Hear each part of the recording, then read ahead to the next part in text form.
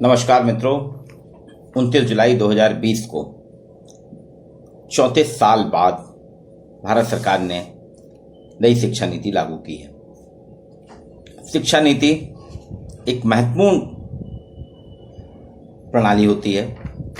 वास्तव में शिक्षा प्रयोग करने की चीज़ है। शिक्षित होकर व्यक्ति नए नए प्रयोग करता है, नए एक्सपेरिमेंट करता है।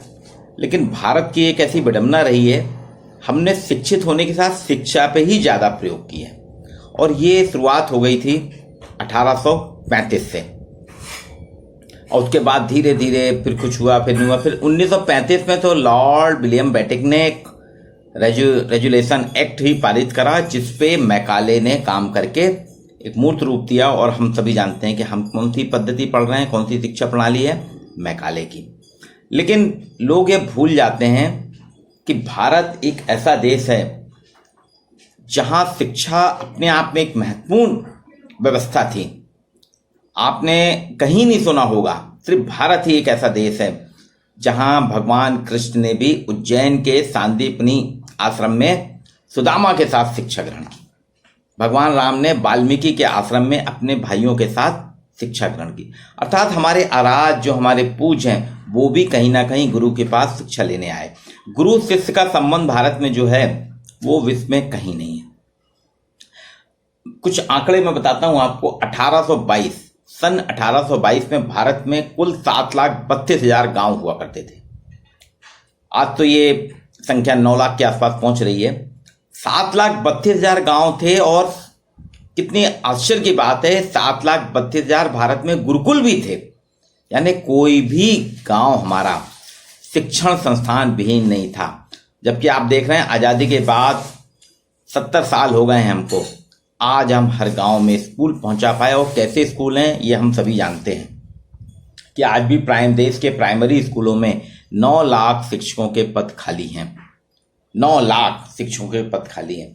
52% स्कूल हमारे यहाँ आज भी ऐसे हैं जहां पीने का स्वच्छ पेयजल नहीं है, टॉयलेट नहीं है, सुरक्षा की कोई व्यवस्था नहीं है। 52%, अर्थात ही आधे से अधिक स्कूल हमारे ऐसे हैं।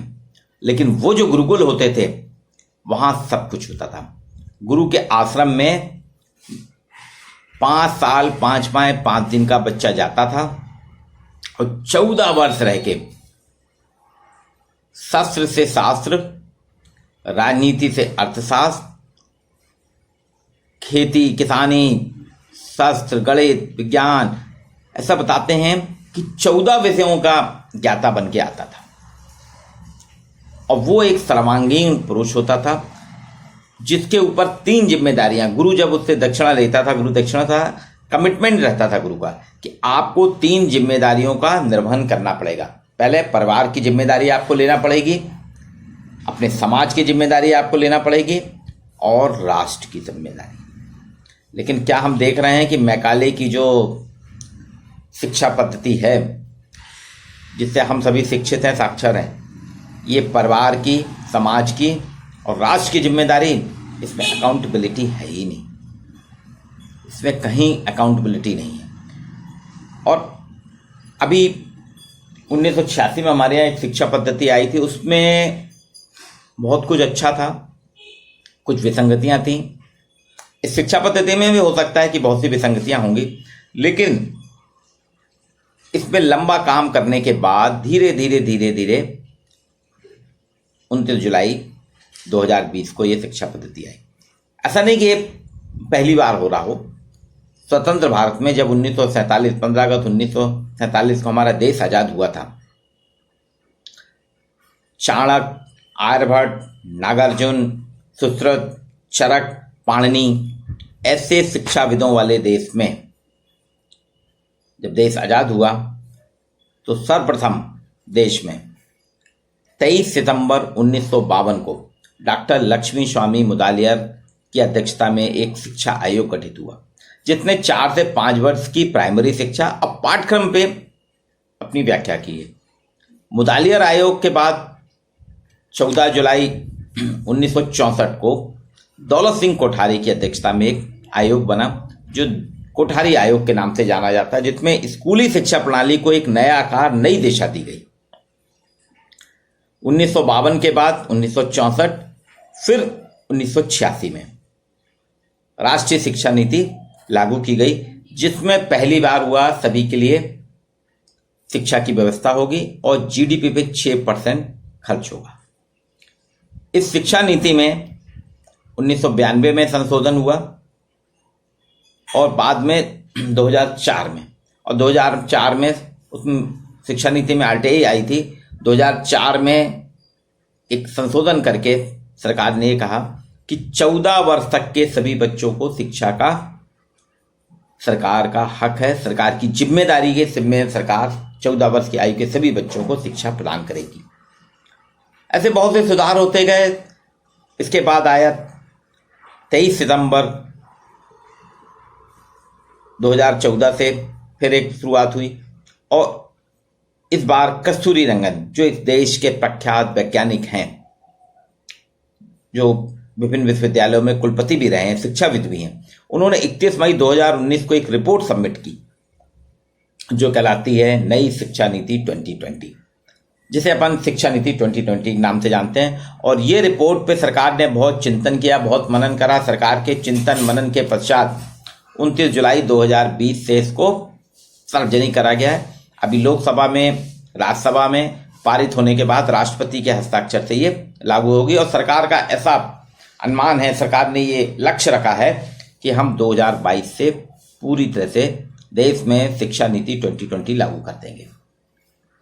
कस्तूरी रंगन जी ने जो शिक्षा नीति बनाई है, इस पर आज चर्चा करूंगा। ये तो प्रारंभिक बातें थी। इसमें 5 चीजों को उन्होंने फोकस किया है। पहले शिक्षा को मैं 5 पॉइंट बताता हूं। पहुंच, समानता, गुणवत्ता, वहन करने योग्य और जवाबदेही। पहुंच से तात्पर्य कस्तूरी रंगन जी की कमेटी का यह है, शिक्षा हर व्यक्ति की पहुंच में, मतलब शिक्षण संस्थान हर जगह हो जिससे हर व्यक्ति शिक्षण संस्थान के दायरे में आ जाए, शिक्षा प्राप्त कर सके। समानता, इसमें उन्होंने कहा कि किसी प्रकार का कोई भेदभाव नहीं होगा। इसलिए आपने न्यूज़ वगैरह में सुना होगा, अब सभी विश्वविद्यालय एक से होंगे, एक पाठ्यक्रम होगा, स्कूल कॉलेज का पाठ्यक्रम सबका समान होगा। गुणवत्ता,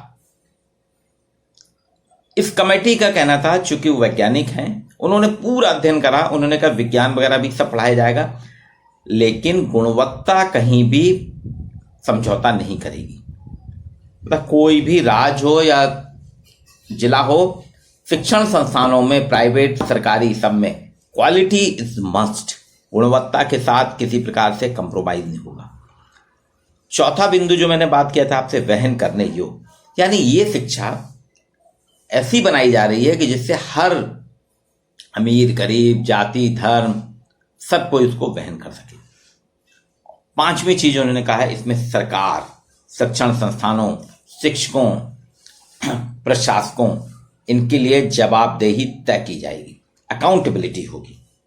ये 5 आयाम हैं इसके तहत रखा जाए। फिर इसमें उन्होंने कुछ 4 चीजें और जोड़ी हैं। जो पूरा उनका फॉर्मेट है, अपन ने देखा ना, 5 धन 3 धन 3 धन 4 वाला फॉर्मेट जो बनाया है, ये फॉर्मेट में बहुत विवाद हो रहा है। लोग आप कह रहे हैं कि आप एक सिस्टम को तोड़ रहे हैं, लेकिन मैं यहाँ थोड़ा हट के बात करता हूँ। ये जो फॉर्मेट है 5 धन 3 धन 3 धन 4 का, ये कहता क्या है? असल में हमारे यहाँ क्या है, रट्टा संस्कृति आ गई है, रट्टा विद्या, हम रटते हैं। कभी आपने इस बात पे विचार करा होगा, कभी आप सोचिए भला कि एक KG class, nursery, KG 1, KG 2, पहली, दूसरी, तीसरी, यहाँ के बच्चे के लिए आप कोचिंग लगा रहे हैं, ट्यूटर लगा रहे हैं। ये तो वो उम्र है जिसमें उसको सीखना चाहिए। कैसे? अपनी स्वप्रेरणा से, बल्कि हम उसको सिखा रहे हैं, जबरदस्ती उस पर आरोपित कर रहे हैं। ट्यूटर उसको पढ़ाता है, आप ऐसा नहीं, ऐसा करिए, ऐसा नहीं, ऐसा नहीं। उसको लिखने दीजिए ना, उसको सीखने दीजिए। आपने कभी ख्याल किया है कि हमारे घरों में हम बच्चों को ग्रामर नहीं पढ़ाते? जिनके यहाँ जो भाषा बोली, जिनके अंग्रेजी बोली जाती है, वहाँ के बच्चे अंग्रेजी अच्छी पढ़ लेते हैं। जहाँ हिंदी बोली जाती है वो हिंदी। ग्रामर किसी को नहीं सिखाई जाती। मैं पानी पीता हूँ, लड़की कहेगी मैं पानी पीती हूँ, ये सिखाया नहीं जाता। वो घर में रह के सीख लेता है। लड़कियां घर में माँ को देखती हैं और खाना बनाना सीख जाती हैं। कई बढ़ई, कारपेंट्री, लोहार, ये सारे जो हमारे यहाँ दर्जी, माली, ये कुछ व्यवसाय ऐसे हैं इनके यहाँ के बच्चों को कहीं ट्रेनिंग नहीं ली जाती है। आईआईटी में नहीं जाना पड़ता, आईटीआई में नहीं जाना पड़ता, कहीं वोकेशनल सेंटर में नहीं जाना पड़ता, वो खुद ही वहाँ सीख जाते हैं घर में देख के। तो इस बार जो शिक्षा है इसमें रखा गया है कि शिक्षा का मेन उद्देश्य जो शिक्षा नीति का है, हर व्यक्ति तक पहुंचो। इसलिए देखिए आप इस बार उन्होंने थर्ड जेंडर को भी रखा है, थर्ड जेंडर किन्नर को भी रखा कि उनको भी स्कूलों में एडमिशन दिया जाएगा, कॉलेज में एडमिशन दिया जाएगा। और जो 5 धन 3 धन 3 धन 4 का फॉर्मेट है, उस फॉर्मेट का देखिए क्लैरिफिकेशन जो है, जानने के लिए सीखना। पहले 5 साल बच्चा जानेगा, सीखेगा, उसको जानना है, उसकी क्यूरियोसिटी है, उसकी उत्सुकता है, उसकी जो जिज्ञासा है उसको सीखेगा वो। इसमें अक्षर ज्ञान है, गिनती है, पहाड़ा है, सारी चीजें वो सीखेगा, भाषा वगैरह सब सीखेगा। फिर इसके बाद जब 5 साल में सीख जाएगा तो अगले 3 साल जो है करने के लिए सीखना है, यानी उसने जो सीखा है उसको करना, उसको इम्प्लीमेंट करना। अब वो गणित के सवाल करेगा, प्लस माइनस करेगा, जोड़ घटाना, निबंध लिखना, राइटिंग, प्रश्न उत्तर, मल्टीपल क्वेश्चन, ये सारी चीजें वो करने के लिए क्या करना, उसने जो सीखा है ना उसको इम्प्लीमेंट करेगा, उसको क्रियान्वित करेगा। इसके बाद जो है अर्थात आपका जो 9वीं से 12वीं वाला है, अगला टर्म जो आता है, इसमें साथ रहने के लिए, अर्थात सीखने के बाद आप कहाँ रहते हैं, अपने परिवार में, समुदाय में, समाज में, राष्ट्र में, ये 4 जगह जहाँ रहते हैं आप, तो यहाँ पे आपको इतना सब कुछ सिखा दिया जाए कि यहाँ रहते समय आप आत्मनिर्भर हों। गांव का बच्चा, गांव में अगर बिजली चली जाती है, फ्यूज चला जाता है, तो वो अपने घर का फ्यूज बनाए। शहर में भी हम इलेक्ट्रीशियन को बुलाते हैं ना, मिक्सी खराब हो गई है, बहुत ज़्यादा नहीं है, हम खुद भी बना सकते हैं। नल खराब हो गया, प्लम्बर को बुलाते हैं। घर में कुछ थोड़े छोटे मोटे काम रहते हैं, हम बुलाते हैं टेक्नीशियंस को। ये सारी चीज़ें बच्चा खुद भी करे, खुद सीखे, आत्मनिर्भर बने। मतलब यहाँ से सीखने के बाद वो अपना खुद का एस्टेब्लिशमेंट कर ले, उसको कहीं और भटकना ना पड़े। फिर आता है जो ग्रेजुएशन की बात होती है, ये कहता है इसके लिए आप होने के लिए, मतलब आप यहाँ से ग्रेजुएट होंगे, कॉलेज से जब आप ग्रेजुएट होंगे, कोई डॉक्टर बनेगा, कोई इंजीनियर बनेगा, कोई आर्किटेक्टर बनेगा, कोई नेता बनेगा, कोई खिलाड़ी बनेगा, कोई साहित्यकार बनेगा, कोई क्लर्क बनेगा, तो ये आपको सिद्ध करना होगा कि मैं डॉक्टर हूँ तो एक परफेक्ट डॉक्टर हूँ, आधा अधूरा डॉक्टर नहीं हूँ, मैं परफेक्ट इंजीनियर हूँ, मैं परफेक्ट आर्किटेक्टर हूँ, मैं परफेक्ट डांसर हूँ, मैं परफेक्ट एक्टर हूँ, मैं परफेक्ट लिटरेरी हूँ, मैं परफेक्ट पोएट हूँ। ये सारी चीज़ें आपको यहाँ सीखना। मतलब ये 4 पैरामीटर जो हैं, जानने के लिए सीखना, करने के लिए सीखना, साथ रहने के लिए सीखना और होने के लिए, ये पैरामीटर। अब इसके अंतर्गत इन्होंने जो रखा है, कस्तूरी रंगन जी ने, इन्होंने कहा है कि इसमें 27 मुख्य बिंदु हैं, 10 बिंदु स्कूली शिक्षा के लिए हैं, 10 बिंदु कॉलेज के लिए हैं और 7 मिश्रित हैं। इनके आधार पे की जाएगी। इसमें कहा समस्त भारत में जो उच्च शिक्षा एक आयोग बनेगा, राष्ट्रीय उच्च शिक्षा आयोग, जिसमें कानून, लॉ और मेडिकल को छोड़ के बाकी सारे, चाहे वो इंजीनियरिंग हो, सोशल साइंस हो, आर्ट्स हो, कॉमर्स हो, होम साइंस हो, इन सब को करके उनके लिए एक समन्वय स्थापित करेगा और वही एंट्रेंस एग्जाम लेगा, वही कराएगा। एक और बड़ा बदलाव किया है कि आप ग्रेजुएशन के साथ, इंजीनियरिंग कर रहा है बच्चा, इंजीनियरिंग के साथ वो डिप्लोमा ले सकता है म्यूजिक का, स्पोर्ट्स के किसी उसका ले सकता है। आर्ट्स का विद्यार्थी आईआईटी भी साथ में कर सकता है, संगीत। और स्कूल में भी उन्होंने कहा है 6वीं से जो है 6th क्लास से जब आएंगे आप, तो अभी हमारे यहाँ क्या होता है, एक स्पोर्ट्स का पीरियड होता है। कभी बच्चों को बोल दिया जाता है गैदरिंग है, सोशल एक्टिविटीज है, तो आप क्राफ्ट बना के लाए। अब बच्चा बाजार से बना के ला रहा, कि मम्मी बना के दे रही है, कि पापा बना के दे रहे हैं, इससे कोई लेना देना नहीं। आप अपने स्कूल में ला के यहाँ पे प्रेजेंटेशन करिए। ये खत्म करके सरकार ने कहा 6वीं से 8वीं के बीच में बच्चों को संगीत भी सिखाया जाएगा, खेल भी सिखाया जाएगा। योग ये एक सहायक नहीं, सप्लीमेंट्री नहीं है, ये एक मुख्य पाठ्यक्रम है, एक मेन स्ट्रीम में लाया जाएगा, मुख्य पाठ्यक्रम रहेगा। और खर्च का जो अभी हमारा जीडीपी का है, ये थोड़ा सरकार ने कंजूसी करी है इसमें। 4.43% अभी ये खर्च कर रही सरकार, और कहा जा रहा है कि आप 6% खर्च कर दी, नहीं 12% का खर्च करेंगे अभी से। और ये तय करा जाए हर साल के वार्षिक बजट में, आम बजट में, इसमें 2% 2 से लेके 5% की वृद्धि करना ही होगी। क्योंकि अभी तो हम इसकी अच्छाइयाँ देख रहे हैं, इसकी कुछ कमियां पे जब हम आएंगे तब आपको लगेगा कि बजट वास्तव में 6% से होने वाला नहीं है। अब आप देखिए, इसमें उन्होंने प्राइवेट संस्थानों को भी करा है। लोग कह रहे हैं कि प्राइवेट संस्थानों को स्वायत्तता दे दी है, फ्रीडम दे दिया गया है, तो प्राइवेट संस्थान जो स्वायत्तता मिली है वो मनमानी करेंगे, वो कारपोरेट जगह जा जाएगा, वो पैसा कमाएगा और बच्चों का शोषण करेगा, बाजारवाद बढ़ेगा। कुछ हमारे साथी मित्रों का ये कहना है, शिक्षकों का, लेकिन नहीं, सरकार ने इसमें फिक्स कर रही है, स्कूल कॉलेज की सबकी फीस फिक्स होगी। और इसके साथ साथ इसमें एक चीज बहुत बढ़िया है, आप देखिए गणित और भाषा, इन 2 चीजों पे पूरा फोकस है। इस बार की शिक्षा नीति में गणित, विज्ञान और भाषा, इनको फोकस करा है।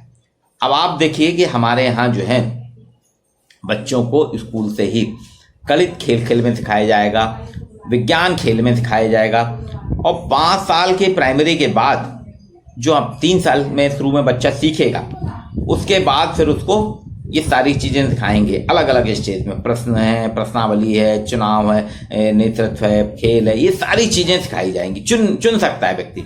अभी हमारे यहाँ अपन क्या है, 10वीं के बाद विषय चुनते हैं, यहाँ कहा जा रहा है नहीं, आप 9वीं से विषय चुनिए आपको। और कॉलेज में भी आप देखिए 4 साल का कोर्स करा है डिग्री का, इस पर भी लोग बहुत विवाद कर रहे हैं कि 3 साल की जगह 4 साल कर दिया। वो ठीक किया ना। इनका कहना है कि आपने पहले साल में 1 साल का कोर्स करा तो आपको एक सर्टिफिकेट दे दिया जाएगा, फिर दूसरे साल में डिप्लोमा दे दिया जाएगा, फिर लास्ट के 2 साल में आपको रिसर्च के साथ, यानी 4 साल आपने कर लिए, बीच में गैप आ जाए तो भी कर सकते हैं, पहले भी कर सकते हैं, तो आपको डिग्री मिलेगी। दूसरी चीज, मध्य प्रदेश से अगर हम महाराष्ट्र जाते हैं अभी कॉलेज का स्टूडेंट, 1 साल का गैप हो जाता है, बोले ऐसा कुछ भी नहीं होगा, सब बराबर। हाँ, अब यहाँ पे जो मेन झगड़ा है, एक तो और आपको बताना चाहूंगा, पहले हमारे यहाँ जो शिक्षा थी, तो गुरुकुल में जो बच्चा था या जो हमारे यहाँ स्कूल की शिक्षा थी, ये मैकाले ने सब जो चेंज करा था। क्योंकि हमारे यहाँ देखिए 1901 में रविन्द्रनाथ टैगोर ने शांति निकेतन की स्थापना की थी, जहां बांग्ला भाषा थी, हिंदी थी, संस्कृत थी, देवनागरी थी, और पर्यावरण का संरक्षण भी था। फिर फिनिक्स स्कूल खोला था 1904 में गांधी जी ने, उसमें भी वो भी सामुदायिकता की बात करते थे, भाषा की बात करते थे। 1935 में लॉर्ड बेंटिक ने एक एक्ट पारित करा, उसमें मैकाले को दिया कि आप यहाँ पे जिम्मेदारी आपकी, यहाँ शिक्षा प्रणाली बनाए। मैकाले जब आया था, बताते हैं कि मैकाले के पिताजी ने कहा था कि अगर तुम भारत में राज करना चाहते हो, सबसे पहले भारत की शिक्षा प्रणाली जो गुरुकुल पद्धति है, इसको पूरी तरह से खत्म कर दो। यहाँ पे जो पैटर्न है इनका भाषाई पैटर्न, इसको खत्म कर दो। क्योंकि पहले हमारे यहाँ जो था, मैं अपने घर से बताता हूँ, मेरे पिताजी जो है, मेरे पिताजी को अंग्रेजी भी अच्छी आती थी, हिंदी भी अच्छी आती थी, संस्कृत भी आती थी, और इसके साथ साथ वो उर्दू भी जानते थे। 4 भाषाएं जानते थे। नरसिम्हा राव जो हमारे प्रधानमंत्री, उनको 17 भाषाएं आती थी। तो ये कहीं ना कहीं उस पीढ़ी का था ना कि आपको स्थानीय भाषाएं थी, तो वहां पे अरबी, उर्दू, फारसी, संस्कृत, हिंदी, देवनागरी, ये 5 भाषाएं बच्चा सीख जाता था। ये प्रारंभिक में पढ़ाया जाता था। फिर मैकाले ने क्या करा, मैकाले ने कहा कि पूरे भाषाओं का बेड़ा गर्क कर दिया, भाषाएं खत्म कर दी। उसने कहा अंग्रेजी पढ़ेंगे। आज क्या स्थिति है, हम आप अपने बच्चों को कॉन्वेंट में पढ़ाते हैं, इंग्लिश मीडियम स्कूल में पढ़ाते हैं, घर में तो आप हिंदी बोलते हैं, बच्चा अंग्रेजी स्कूल में पढ़ता है, तो वो भ्रम में रहता है। उसको वहां पे कुछ वहां की अंग्रेजी ग्रामर पढ़ाई जाती है, यहाँ हिंदी, तो वो अपने माता पिता से अंग्रेजी बात करना चाहता है, लेकिन माता पिता अंग्रेजी शिक्षित नहीं होते थे, बात नहीं करते, तो उसकी जो अंग्रेजी रहती है वो भी उतनी परफेक्ट नहीं हो पाती और हिंदी भी उसकी बिगड़ जाती है। हिंदी बच्चे जो अंग्रेजी मीडियम वाले बच्चे हैं उनसे आप कहिए एक पेज पूरा हिंदी में लिख दें, नहीं लिख पाते। अंग्रेजी लिखते हैं लेकिन अंग्रेजी में भी उतनी ही ग्रामेटिकल मिस्टेक होती है, क्योंकि दो माहौल में एक साथ बच्चा अपने आप को अडॉप्ट नहीं कर पाता। हमारे यहाँ की जो शिक्षा है उसमें खाली नंबर गेम चलता है कि आपके नंबर आना चाहिए, आपके अधिक से अधिक नंबर आपको प्राप्त होना चाहिए। तो ये इसमें कहा गया है इस बार नंबर को खत्म करके आपको बीच में सर्टिफिकेट दे रहे हैं, 1 साल बाद छोड़ दीजिए, आप डिप्लोमा ले लीजिए 2 साल बाद। तो इसमें नंबर का जो है खेम ये खत्म हो जाएगा। दूसरी चीज, सबसे बड़ा समस्या जो बजट की बात की थी, जब आप इन सभी भाषाओं को पढ़ा रहे हैं, अरुणाचल प्रदेश में 22 भाषाएं बोली जाती हैं। अब उन 22 भाषाओं के 8वीं तक में आपको शिक्षक रखना पड़ेंगे, यानी हर क्लास में, हर स्कूल में 22, जहां जो भाषा है, कहीं 4 भाषाएं तो आपको 4 भाषा के शिक्षक रखना पड़ेंगे, कहीं 5 है 5 रखना पड़ेंगे। मध्य प्रदेश में भी देखिए कुछ जगह रीवा साइड बुंदेलखंड बघेली बोली जाती है, छतरपुर, टीकमगढ़, जबलपुर, सागर, दमोह, टीकमगढ़ में बुंदेलखंडी बोली जाती है, इंदौर, उज्जैन में मालवी बोली जाती है, खरगोन, बड़वानी, खंडवा इस तरफ पे आपकी निमाड़ी बोली जाती है, मंडला डिडोरी में गोणी बोली जाती है, मंडला डिडोरी छिंदवाड़ा में, कोरकू आपके बैतूल खंडवा के साइड में कोरकू बोली जाती है, आपके भील अबुझ रतलाम है, मंदसौर है, यहाँ भीली भाषा, ये इतनी भाषाएं बोली जा रही हैं। तो आपको इतने शिक्षक भी रखना पड़ेंगे। अगर आप ये शिक्षक रखेंगे तभी ना आप सिखा पाएंगे अपनी भाषाओं में। और दूसरी चीज, एक बहुत अच्छी चीज करी है कि 5वीं तक सभी स्कूलों में क्षेत्रीय भाषाएं पढ़ाई जाएंगी, हिंदी, संस्कृत, देवनागरी और ये भाषाएं। अंग्रेजी माध्यम भी जो होगा 5वीं के बाद होगा, यानी आपने पहली बार भारतीय भाषाओं पे जोर दिया गया है, भारतीय भाषाओं के आधार पे जोर दिया गया है। विदेशी भाषा हम मना नहीं कर रहे, हम सीखेंगे, लेकिन बाद में, जैसे जर्मन में जर्मनी पढ़ाई जाती, जापान में जापानी पढ़ाई जाती, फ्रांसीसी, ऐसे ही भारत में भारतीय भाषाओं में अध्ययन होगा। अब इस पे बजट लाना पड़ेगा।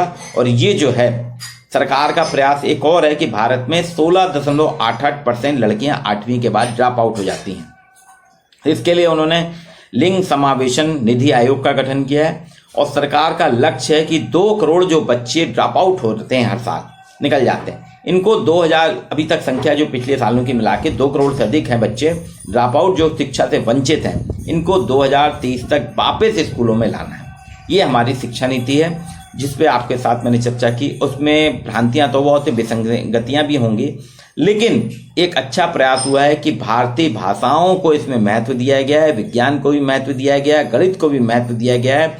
और ये प्रयास कर रहा है कि इसके माध्यम से गुरु शिक्षक के संबंध बने, टेक्नोलॉजी का भी प्रयोग किया जा रहा है और परिवार, समाज और देश के प्रति जिम्मेदार नागरिक बनाने का प्रयास किया जा रहा है। ये हमारी शिक्षा नीति 2020 है।